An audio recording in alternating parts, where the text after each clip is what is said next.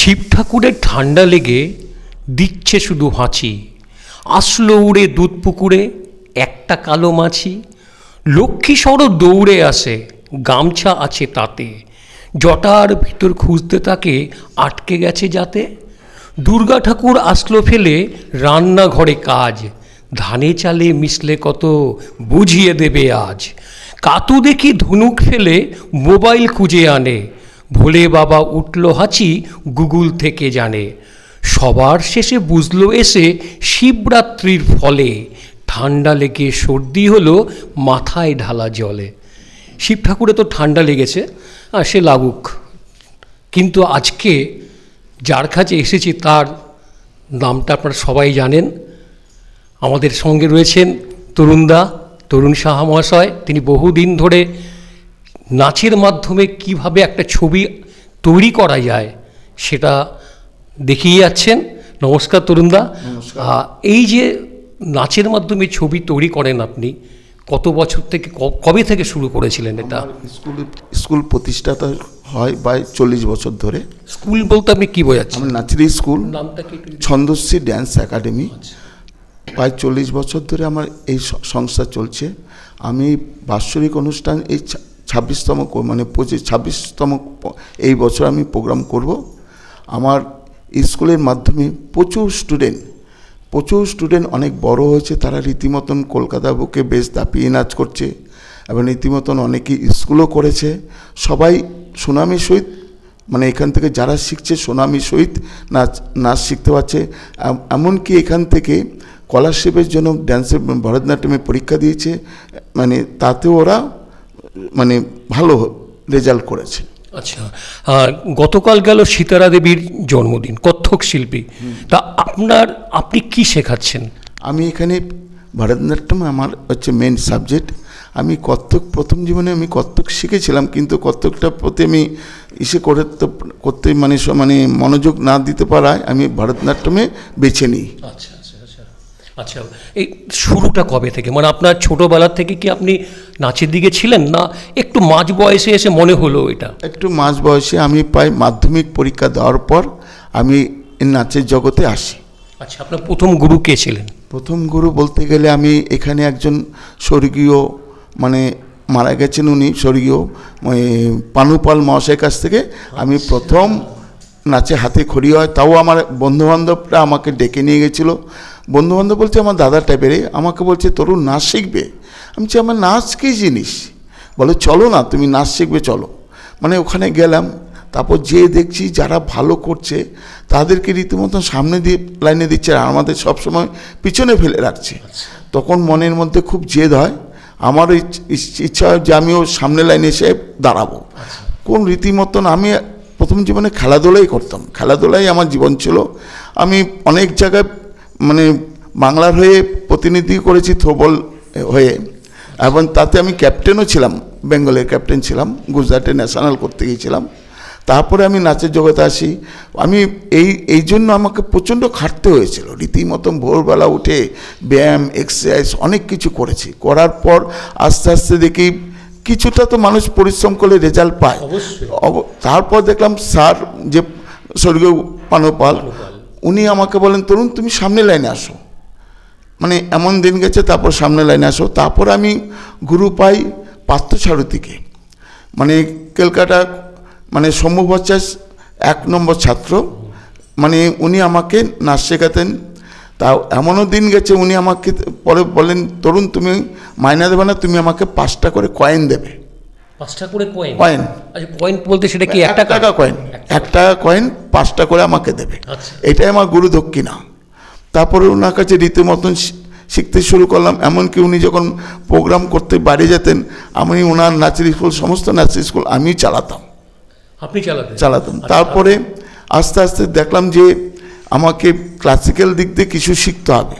একটু ভালো করে শিখতে হবে। প্রথমে আমি গেলাম অভয় পালের কাছে, অভয় পালের কাছে অনেক দিন করলাম, করার পর আমি গেলাম মলি রায়ের কাছে, বিদেশি মলি রায়ের কাছে আমি ভরতনাট্যমটা ভালো করে রপ্ত করেছি। আচ্ছা, তার মানে আপনি ভরতনাট্যমের উপরেই সমস্ত কাজগুলো করে যাচ্ছেন। প্রথম বড় মঞ্চ কোনটা? আমি মানে বড় মঞ্চ তো আমার অনেক জায়গায় আছে। আমি রবীন্দ্র সদনে প্রোগ্রাম করেছি, তারপরে কলা মন্দিরে করেছি, তারপর নজরুল মঞ্চ যে কলকাতা সাউথে যেটা রয়েছে নজরুল মঞ্চ, সেখানেও প্রোগ্রাম করেছি। আমি বহুত বড় বড় জায়গায় প্রোগ্রাম করেছি এবং রীতিমতন প্রথমে আমি দেবশ্রী ব্যালে ট্রুপেও নাচ শিখতাম, নাচ করতাম। তারপরে নবোদয় একটা সংস্থা হয়েছিল চিরদা, তাদের সঙ্গে আমি ওখানেও গ্রুপে নাচ করেছি।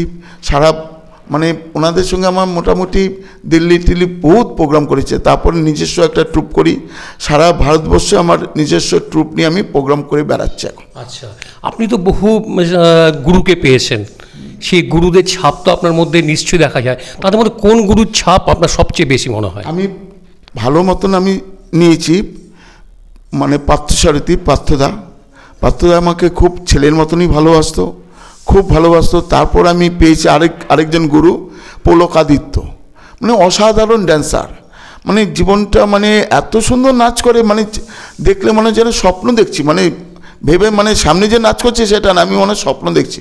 কিন্তু এত সুন্দর কি করে যে নষ্ট হয়ে গেল। দারুণ একটা ড্যান্সার ছিল, কলকাতার বুকে দাপিয়ে নাচ করতো, ওর পাশে নাচ করার ক্ষমতা খুব অনেক লোকের কম ছিল।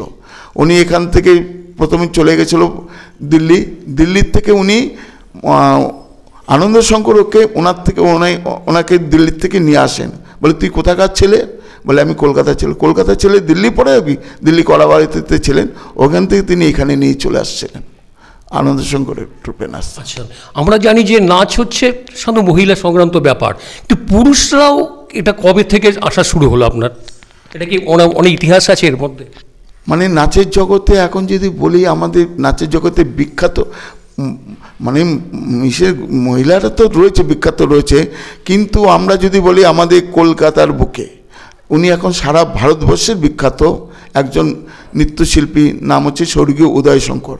উনি এই নাচের জিনিসটাকে ছেলেদের রপ্ত করাটাকে ওনার মাধ্যমে মানে সবাই আমার মনে হয়, আমি যতটুকু জানি, আমি বলবো না যে আমি সব জানি, মানে বলতে গেলে উদয় শঙ্করই মানে ভারতবর্ষে একজন বিখ্যাত নৃত্যশিল্পী।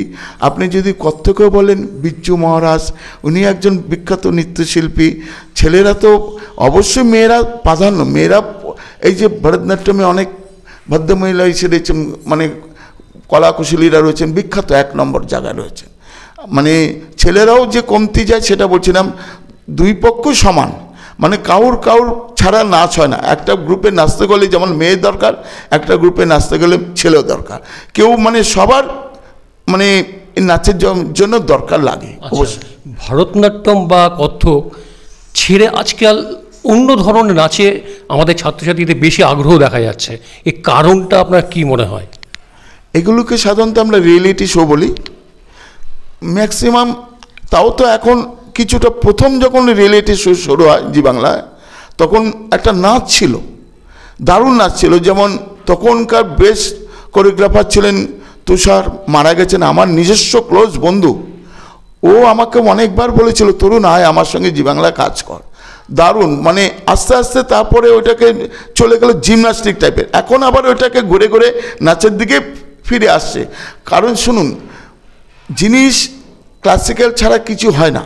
নাচ শিখতে গেলে যেমন গ্রামার ছাড়া ব্যাকরণ ছাড়া কোনো কথা বলা যায় না। ইংলিশ শিখতে গেলে আমাকে গ্রামার শিখতেই হবে, গ্রামার ছাড়া কোনো কিছু হয় না। গ্রামার বলতে, নাচের গ্রামার বলতে আমাদের ক্লাসিক্যাল শাস্ত্রীয় নৃত্য, ওই নাচ শিখলে মানে নাচ করা যাবে না কেন, অবশ্যই করা যাবে, কিন্তু ওই একটা ডেপ একটা মানুষকে তৈরি করে দেয়, যে কোনো লাইনে যাবে সে ভালো মতন দাপিয়ে বেড়াতে হবে।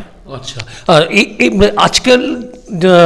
আজকে দেখা যাচ্ছে যে আপনার সঙ্গে আপনার ছেলেও রয়েছে, তা ও কি বলে এই ব্যাপারে? মানে ও কি যে বলতে চাইছে যে কি, যে আজকে যে বাচ্চারা আসছে তারা মানে ওয়েস্টার্ন ড্যান্সের দিকে কি ঝোঁকটা সবচেয়ে বেশি দেখা যাচ্ছে না? নমস্কার, আমি শুভদীপ সাহা, গুরুশ্রী তরুণ সাহার ছেলে। আমি আমার বায়োডাটা সম্বন্ধে পরেই আসছি, আগে আঙ্কেল যেই কথাটা বলেছে আমি সেই কথাটাই আসি। ফার্স্ট অফ অল কথা, আমরা আজকে যে আমরা শাস্ত্রীয় নৃত্য মানে ইন্ডিয়ান ক্লাসিক্যাল ডান্স ফর্ম নিয়ে যে আমরা যে এত আলোচনা করি এই করি, যে শাস্ত্রীয় নৃত্য মানে শাস্ত্র মেনে যে নৃত্যটি আমরা প্রদর্শিত করি সেটাকে শাস্ত্রীয় নৃত্য বলে, যার মধ্যে পুরোটাই বিরাজমান ভগবান কেন্দ্রিকই এই নাচটি। তো আপনার বক্তব্য হচ্ছে এখনকার ছেলেমেয়েরা যে শাস্ত্রীয় নৃত্য ছেড়ে বা ইন্ডিয়ান ক্লাসিক্যাল ডান্স ফর্ম ছেড়ে আদার্স স্টাইলের দিকে ঝোঁক যাচ্ছে।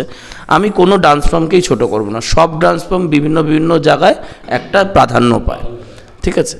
তো আমি এখন এইটা আমরা দেখছি কলকাতায় যে সব ডান্সের, কলকাতা বলে না সব জায়গায়, যে শাস্ত্রীয় নৃত্য বাদ দিয়ে অন্য ফর্মগুলো হয়। কিন্তু আপনি যদি একটুখানি যদি আপনারা এখন যদি একটু দেখেন, এখনকার দিনের ছেলেমেয়েরা যারা কিন্তু শাস্ত্রীয় নৃত্যটাকেও ভালোবেসে শিখছে, জানছে, কারণ শাস্ত্রীয় নৃত্য এমন একটা নৃত্য যেই নৃত্য যদি আমি শিখতে পারি, আমরা যে বাড়ি আগে আমাদের বাড়ি তৈরি হতো, পিলার হতো না, চার কোটি বাড়ি হতো, এখন কিন্তু পিলার হয়। কেন পিলার হয়? বাড়িটা শক্ত হওয়ার জন্য। তো তখনের মানুষ বুঝতে পারতেন যে শাস্ত্রীয় নৃত্য কতটা দরকার, এখন তারা বুঝতে পারছে, এখন তারা মানে শাস্ত্রীয় নৃত্যর মানে বুঝতে পারছে যে what is the meaning of শাস্ত্রীয় ইন্ডিয়ান ক্লাসিক্যাল ডান্স ফর্ম, সেটা এখন তারা জানতে পারছে। হ্যাঁ, বাইরের কালচার তো অবশ্যই এখন অনেকটাই বেশি। আমার একজন গুরু আমাকে বলতেন, আমার এখনও তার কথা মনে আছে, বাইরের কালচার তো আমরা শিখবই, এটা আমি আপনাদের পেজ থেকে আমি বলছি, যদি তার দ্বারা যদি একজন মানুষ উপকৃত হয় তাহলে আমি মনে করব যে আমার গুরুর বলাটাও আরেকজনের কাছে খুব লেগেছে, যে বাইরের কালচার তো অবশ্যই শিখব, কিন্তু আমরা যেই দেশে বসবাস করি সেই দেশের ইতিহাস, ভূগোল, অঙ্ক, বিজ্ঞান সব রয়েছে, আমরা সেটাই জানছি না। তাহলে তো আমরা যেখানে বলি দেশকে ভালোবাসি, এইকে ভালোবাসি, আমরা দেশের মাকে ভালোবাসি। শাস্ত্রীয় নৃত্য তো দেশের মায়েরই একটা সন্তান, আমরা তাকে ভালোবাসছি না, আমরা আদার্স কালচার। কিন্তু আপনি দেখবেন বিদেশে কিন্তু ইন্ডিয়ান ক্লাসিক্যাল ডান্স ফর্মকে কতটা তারা প্রাধান্য দেয়। এখন অনেক ডান্সার আছে, আমার অনেক চেনা পরিচিত বন্ধু আছে, এবং আমি বিদেশে ক্লাস নেই, আমি অনলাইন ফোরামে ক্লাস করাই বিদেশে, যাদের মধ্যে অনেকে আছে যারা ফরেনার, কিন্তু তারা কিন্তু অনলি ফর শাস্ত্রীয় নৃত্য শেখে, কিন্তু আদার্স কোনো ফর্ম শেখে না। তারা ইন্ডিয়ান ক্লাসিক্যাল ডান্স ফর্ম শেখার জন্য তারা বাংলা ভাষাটা কিন্তু রপ্ত করছে, যাতে তারা, আমরা শাস্ত্রীয় নৃত্য অনেক কিছু, আমরা যে ভরতনাট্যম করি যে অনেক বোল থাকে, এই যে বোলবাণীগুলো ইংলিশেও বলা যায়, কিন্তু যে বলার যে ধরন, যে প্যাটার্ন, এই প্যাটার্নগুলো তারা জানছে, শিখছে। তাহলে এই দিকে তো বলতে পারি যে আমরা ইন্ডিয়ান মানুষ হয়ে আমরা কি করলাম, বাইরের মানুষ যদি আমাদের শাস্ত্রীয় নৃত্যটা নিচ্ছে, আমাদের কালচারটাকে ফলো আপ করছে, আমরা এই দেশের ছেলেরা আমরা তাদেরটাকে ফলো আপ করছি। কি আগে আমরা নিজেরটাকে ফলো আপ করি, যে নিজের ভেতরে যে শাস্ত্রীয় নৃত্য সেটাকে আগে আমরা জানি, দেন আমরা বাইরের কালচার তো রয়েছেই জানবো। সুন্দর করে কিন্তু বুঝিয়ে দিল শুভদীপ যে শাস্ত্রীয় যে নৃত্য সেটা আমরা কেন নেব, কী কী গুণ থাকলে একজন শিল্পী নৃত্যশিল্পী হয়ে উঠতে পারে। তার মধ্যে চাই একাগ্রতা, শেখার আগ্রহ চাই, মানে রীতিমতন ভালো করে প্র্যাকটিস করতে হবে, মানে ওর প্রতি ধ্যান দিতে হবে, তাহলেই সে প্রকৃত নৃত্যশিল্পী হতে পারে। যদি তার মধ্যে যদি একাগ্রতা না থাকে, যে আমরা করে গেলাম হয়ে গেল, কিন্তু সেটাকে ভালোবেসে তাকে শিখতে হবে, ভালোবেসে তাকে নিতে হবে, তাহলে একজন প্রকৃত নৃত্যশিল্পী হতে পারে। নৃত্যশিল্পীর ভবিষ্যৎ এখন তো দেখতেই পাচ্ছেন বাজারে, মানে চাকরি অবস্থা কি, যদি রীতিমতন, আমি একজন আমার দিক দিয়ে বলছি, আমি কিছুই করি না, আমি তো নৃত্য করে আজকে জীবিকা চালাচ্ছি, সেই যদি ভালো করে যদি শিখতে পারে অবশ্যই এর উন্নতি আছে, বড় বড় উন্নতি আছে। কারণ আজকে দেখুন নাচের জগতে বড় বড় শিক্ষকরা রয়েছেন, তারা কি শুধু এই লাইনেই বেঁচে আছেন, তারা কি কমতি আছে, তারা কিন্তু অনেক বড় আছে। শুভদীপের মত কি? দেখুন, আমি যথেষ্ট একজন নগণ্য মানুষ, আমি বলবো না যে আমি একজন বিশাল বড় মাপের কেউ, আমি প্র্যাকটিশনার, শেখাই, নিজে শিখতে ভালোবাসি, শেখাতে ভালোবাসি, তৈরি করতে ভালোবাসি। আমার যেটুকু অভিজ্ঞতা, আমার মতে একজন শাস্ত্রীয় নৃত্য বলে বা একজন ইন্ডিয়ান ডান্সার বলে বা ক্লাসিক্যাল ডান্সার বলে না, ফার্স্ট অফ অল কথা, এটা মানুষ হতে গেলে সবার প্রথম আগে দরকার ডিসিপ্লিন। যার মধ্যে ডিসিপ্লিন ব্যাপারটা না থাকবে, সে নাচ কেন, কোনো কিছুই তার দ্বারা হবে না। কারণ discipline is a first and last, ওখানে গিয়ে ফুল স্টপ। একটা জীবন চলতে গেলে সবার প্রথম লাগে ডিসিপ্লিন। তারপর তো অবশ্যই শাস্ত্রীয় নৃত্য। দেখুন, শাস্ত্রীয় নৃত্য কিন্তু গুরুবিদ্যার নৃত্য। আমরা গুরু ছাড়া শাস্ত্রীয় নৃত্য জানতে পারি না, শিখতে পারি না। অন্যান্য নাচ কিন্তু আমাদের দেখেও হয়। এখন তো ইউটিউব অনেক কিছু হয়ে গেছে, ইউটিউব দেখেও গানের নাচ চলিয়ে দেওয়া যায়। কিন্তু শাস্ত্রীয় নৃত্য না জানলে তুমি দেখে তোলাতে পারবে, তার মিনিংটা তো তুমি বলতে পারবে না। অবশ্যই আছে। আমি তো আজকালকার দিনের ছেলে, আমার তো ভবিষ্যৎ তো এইটা, আমি তো অন্য কিছু করি না। তাই আমি তো গাড়ি করেছি, বাড়ি করেছি, সবই আমাদের হয়েছে। হ্যাঁ, এইটা বলতে এখন যদি বলে আপনার তো পেছনে ব্যাক সাপোর্ট, আপনার বাবার এত বড় একজন মানুষ রয়েছেন, এই কথাটা অবশ্যই আমি আজীবন এটা আমি জানি এবং আজীবন এটাকে আমি নিয়েই চলতে পছন্দ করি। কিন্তু তার সঙ্গে সঙ্গে একটা কারেকশন আমার সবার দিক থেকে করা, যে ব্যাক সাপোর্ট থাকলেই হয় না। নিজে যদি না জানি, নিজে যদি না শিখি, আজ ব্যাক সাপোর্ট কতদিন চলবে? আজ স্টুডেন্টসরা যারা নতুন যারা আসছে, তারা ওনার নাম হয়ে আসছে, যে এই স্কুলটিকার গুরুশ্রী তরুণ শাহ, এবং তার সঙ্গে ওনার ছেলে এখন রয়েছে। এইবার ওনার ছেলে, ততদিনই ওনার ছেলের নাম সবাই বলবে যতদিন ওনার ছেলের পেটে বিদ্যা রয়েছে। ওনার ছেলের পেটে যদি বিদ্যা না থাকতো, ওনার ছেলে কেন 10 পুরুষ ছেলেও কিছু করতো, এই স্কুলটা ওনার পর আর চলতো না।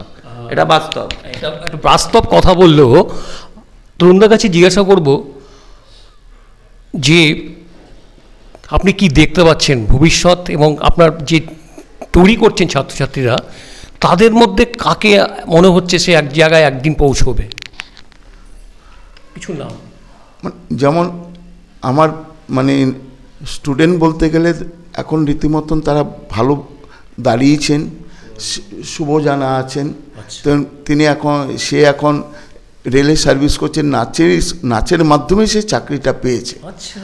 শুভজানা, হ্যাঁ, তার ছবি রয়েছে আমার এখানটা, আমাকে সম্মাননা দিচ্ছে। আর যেমন দেবশ্রী আছে, দেবশ্রী রায়, যতীন দাস, ও ভালো একটা স্কুল চালাচ্ছে, প্রতিষ্ঠান চালাচ্ছে, খুব নামডাক হয়েছে, ভালো চালাচ্ছে। এরকম প্রচুর স্টুডেন্ট আছে। যেমন সোনালী কর, সে এখন বোম্বে পড়ে রয়েছে, 3 বছর বয়স থেকে আমার নাচের স্কুলে। আজকে ও মাধ্যমিক পরীক্ষা দেওয়ার পর ও তখন ওয়েস্টার্ন লাইনে বোম্বে যায়, যে ওখানে কম্পিটিশনে নাম দিয়ে সেকেন্ড হয়, কর্নেলের সঙ্গে সেকেন্ড হয়। তার পরবর্তীকাল থেকে তিনি ওখানেই পড়ে রয়েছে। হ্যাঁ, রীতিমতন কাজ করছে ভালো। তার মানে কি বোঝা গেল আপনাদের যেটা বুঝলেন, যে আপনি যদি পড়ে থাকেন, অর্থাৎ যে কোনো জিনিস, যে কোনো শিল্প নিয়ে যদি আপনি পড়ে থাকেন, তরুণদা যে বললো, শুভদীপক সেটা একই কথা বললো, যে পড়ে থাকেন তাহলে একটা জায়গায় একদিন পৌঁছবেন। যেটা যে কোনো শিল্পই হোক, যে কোনো কাজই হোক, আপনাকে পড়ে থাকতে হবে। আজকে এটা, কালকে ওটা, পরশুদিন আরেকটা, সেটা নিয়ে করলে হবে না। আপনাকে সেই জায়গাটা ধরে রাখতে হবে, এবং একদিন দেখবেন আপনার ছেলে মেয়ে একদিন ঠিক আপনি যে স্বপ্ন দেখছেন সেই জায়গায় পৌঁছাবে। এই কামনা করে আজকের আমাদের এই একদম ছোট্ট ভিডিওটা শেষ করলাম। তরুণদাকে নমস্কার, সৌদীপকে ধন্যবাদ এইভাবে আমাদেরকে সময় দেওয়ার জন্য। আপনারা সবাই ভালো থাকবেন, সুখে থাকবেন। নমস্কার।